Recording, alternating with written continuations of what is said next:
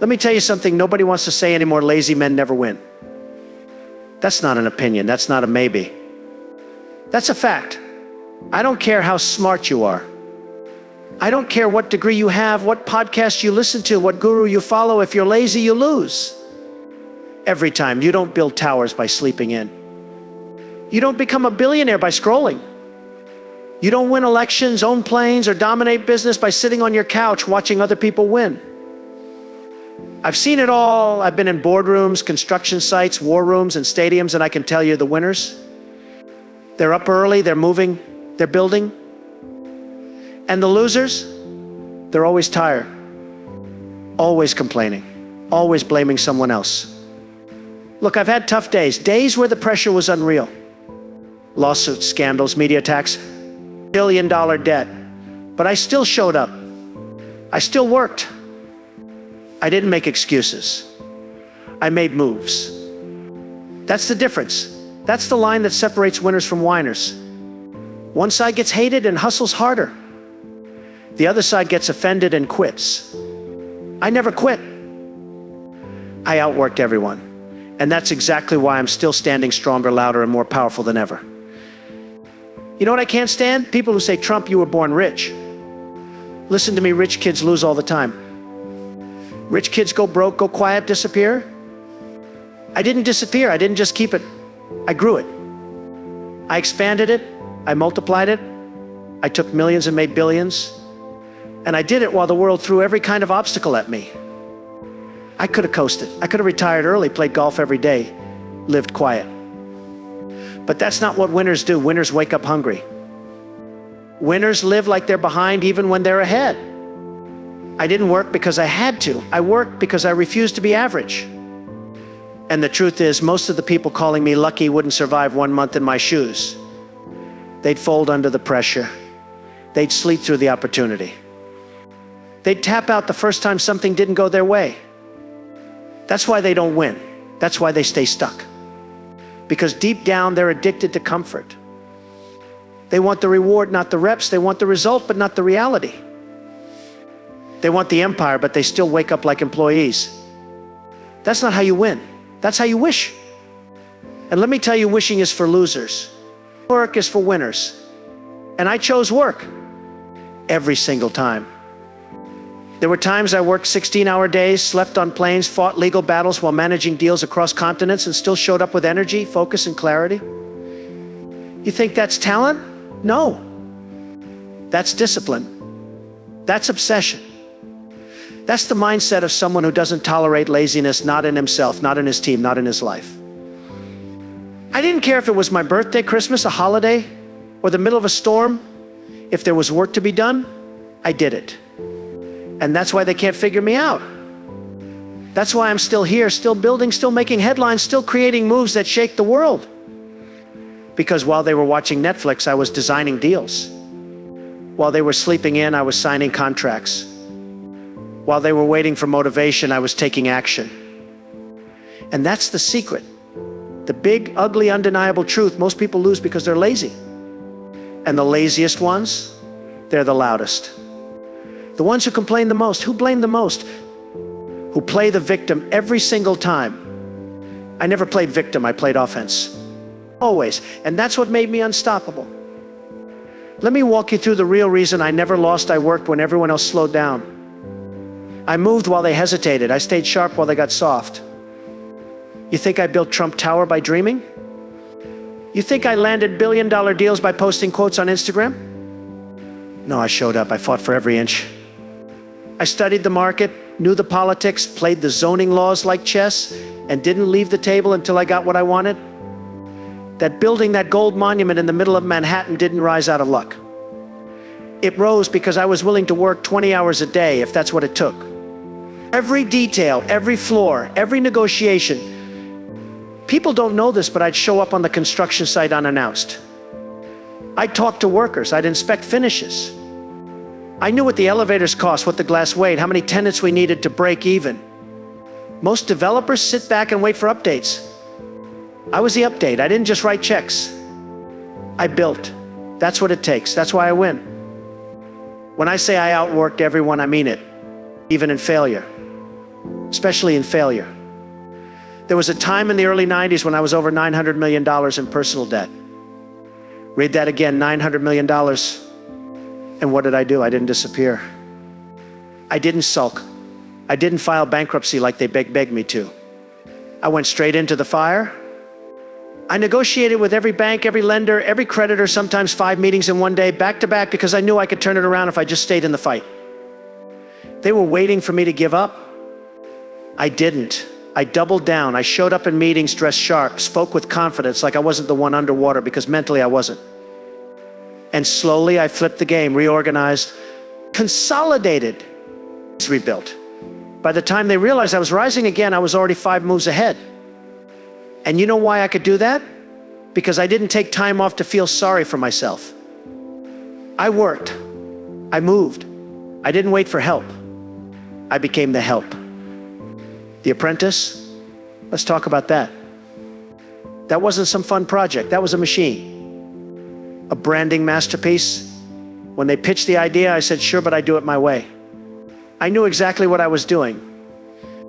Every episode was work. Long hours. Meetings, shooting scenes from 6 a.m. Till late night. But I never phoned it in. I never walked in tired. I walked in like it was a boardroom. Because that's how I treat everything seriously. And what happened? The brand exploded. The show became global. People saw me firing someone on TV and thought that was the highlight. No, the real win was what came after. Licensing, buildings, books, branding deals. All because I used every second of screen time to remind the world who built the empire. And again, the lazy ones, they mocked it. The grinders, they took notes, they watched, they learned. And a lot of them tried to copy me, but no one could match the intensity. Because while they were watching the final edit, I was already filming the next move. Let me give you another one. When I launched my golf resorts, people laughed. They said, he's not a golf guy. He doesn't know the culture. What they didn't understand was this: I wasn't building golf courses. I was building experiences. I walked those grounds. I met with architects. I made them redesign bunkers because the views weren't good enough. I knew what color the sand should be. I approved the stone on the clubhouse walls, and I worked. Every inch of that property had my fingerprint on it. That's why they became world class. That's why even critics admitted these are the best courses on earth. Because while they were judging, I was grinding. I didn't just slap my name on it, I built it. I was on planes, on calls, sending notes at 3 a.m., walking fairways at sunrise to check sightlines. That's work. That's the edge. And that's why I keep winning. You know what makes lazy people uncomfortable? A man who doesn't need rest. A man who shows up early, stays late, and doesn't apologize for it. That's why they hate me. Because I don't just talk, I execute. I take the hate, I take the pressure, and I multiply my output. That's what breaks them. That's what separates the greats. Every empire is built on sweat, on obsession, on showing up when no one else does. And I've done that for decades through media fire, business collapse, political chaos, all of it. I never stopped moving. That's how I stayed in control. That's why I still own the room. Because I don't ask for permission to succeed. I take it. And when I ran for president, people thought I'd campaign like the rest. Appearances, speeches, some handshakes. No, I went full throttle. Rally after rally. State to state, airport hangars, stadiums. My team was exhausted. I wasn't. I fed off the work. I loved the grind, sometimes 3 rallies in one day. Interviews in between. Strategy calls in the car. Debate prep in the air. Because I understood if you want to win the country, you better outwork everyone in it. I did. That's why I won. That's why they didn't see it coming. They underestimated the power of relentless discipline.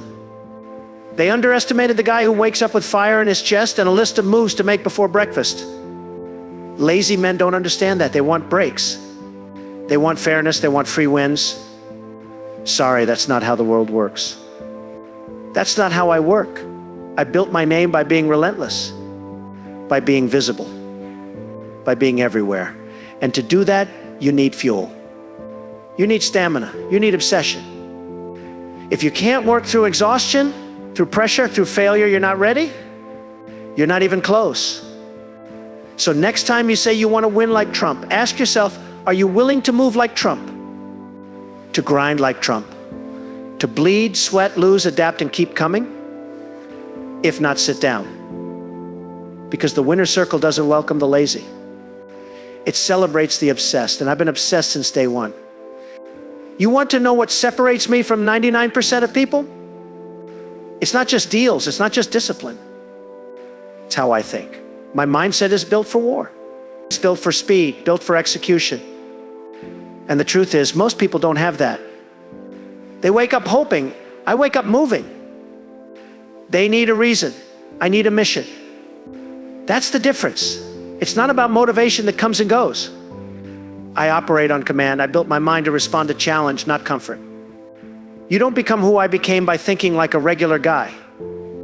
You become it by engineering your mindset to never quit, never slow down, never soften up, even when the pressure is on, even when the room is against you, even when the losses pile up. I don't get softer under fire, I get clearer. Most people don't think like this because they've never had to. Their life is soft, their problems are small. Their mindset is casual, but mine was forged under heat, in boardrooms where billions were at stake, on job sites where delays could cost me millions, and on stages where one wrong move could end everything. You can't afford weak thoughts in high-stakes environments. You can't afford slow reactions. That's why I train my mind like a sniper. Sharp, fast, focused. I don't wake up wondering how I feel. I wake up already moving. The mind must be on mission before the body even leaves the bed. That's what lazy men don't understand. They wait for a feeling, I act on a decision. They scroll, then think. I think, then move. They want a 5-minute morning routine. I want to dominate the next 5 years. Big difference. Winners aren't slow. Winners aren't emotional. Winners don't care if it's raining or if they're in the mood. Winners move because movement is the standard. I built that standard into my mind. I didn't inherit it, I designed it. You know what my routine was in the early days? Work, meetings, cold calls, more meetings, site visits, dinners with investors, and then work again. I didn't need balance. I needed empire. And the only way to get it was to condition my brain to crave action. Some people need caffeine, I needed pressure. That's what got me moving. That's what kept me sharp. Because when your mind is built right, the outside world doesn't matter. You could be tired, broke, attacked, laughed at, and still the engine runs. That's the Trump mentality. They say I'm intense. You're damn right I am. Because intensity builds legacy, weakness builds regret. I've never once met a lazy man with a powerful legacy. Not one. And if I ever felt my mind slipping, getting too soft, I didn't take a break. I put myself right back in the fire. That's how you stay sharp. You don't avoid stress, you master it.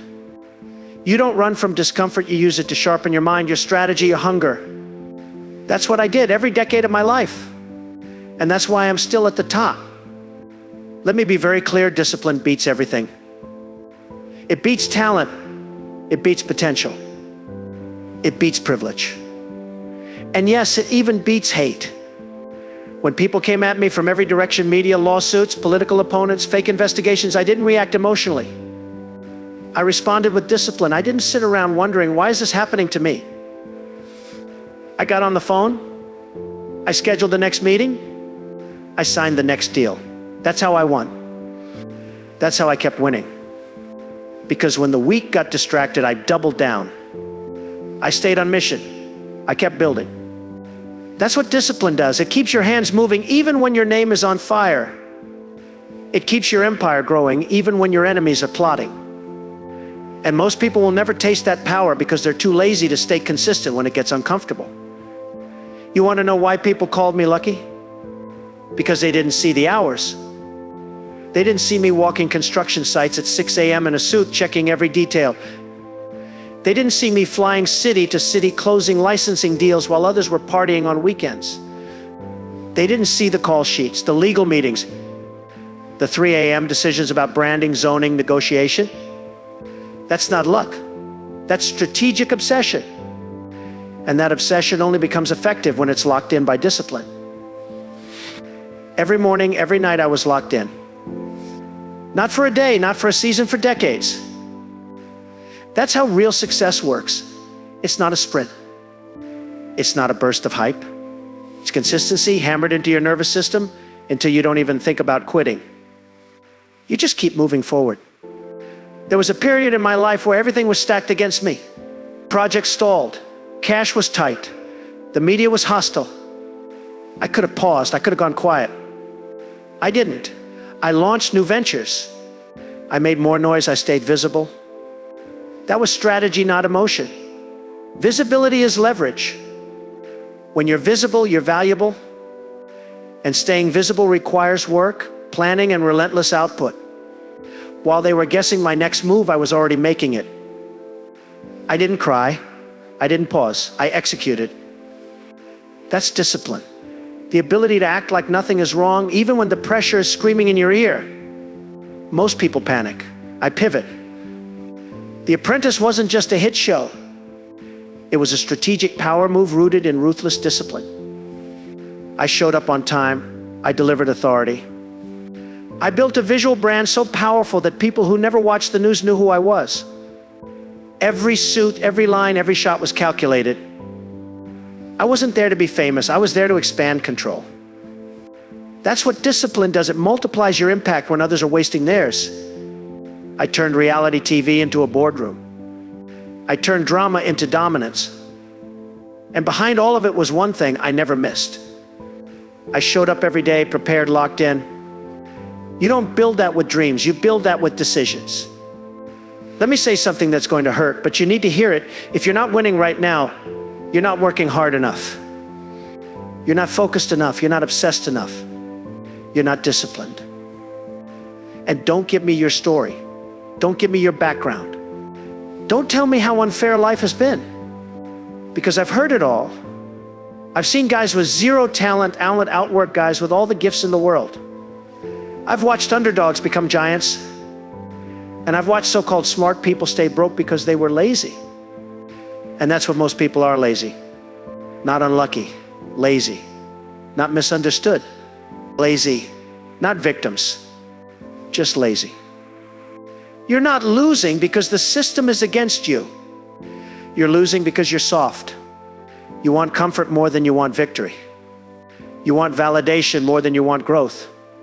You want a perfect plan instead of taking imperfect action. But guess what? Winners don't wait for conditions to be perfect. They get moving. They adjust. They learn by doing.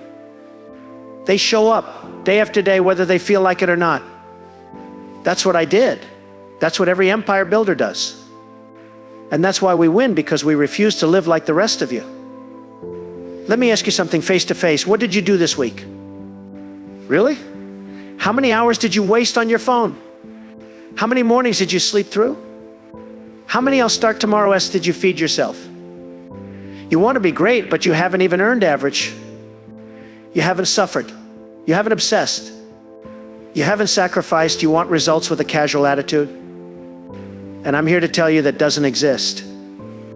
That's a fantasy. That's loser logic. If you want to win, if you want to actually build something that matters, you need to work like your future depends on it. Because it does. I didn't become Trump by hoping. I didn't become Trump by getting lucky. I became Trump because I built that name brick by brick through failure, through hate, through long nights and early mornings, through judgment and pressure and noise. While the world tried to stop me, I outworked every one of them. And you're still scared of opinions, scared of effort, scared of being tired. Let me give you the truth. You won't win until you stop being afraid of the work. Stop lying to yourself. Stop calling rest self-care when it's actually procrastination. Stop pretending you're planning when you're just stalling.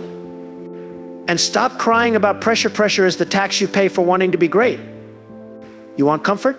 Stay broke? You want freedom? Start grinding. That's the game. That's the truth. No shortcuts, no secrets, just hours.